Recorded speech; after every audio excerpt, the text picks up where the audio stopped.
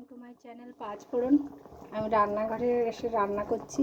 সবাইকে আমার রান্নাঘরে আমন্ত্রণ জানাই।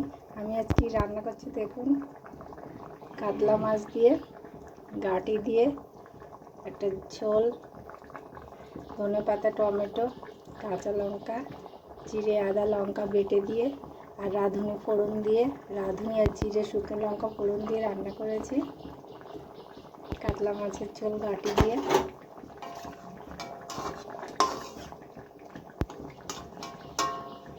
এই যে কাতলা মাছ, এই যে একটা, এই যে এগুলো পেটি। কেমন লাগলো আমার কাতলা মাছের ঝোলটা? সবাই কমেন্ট করবেন। সবাই ভালো থাকবেন, সুস্থ থাকবেন, আর সবাইকে আমার পাশে থাকার অনুরোধ করি। আর ফেসবুক থেকে যারা দেখবেন তারা অবশ্যই আমার শুভ্রা রায় পেজটাকে একটু ফলো করবেন।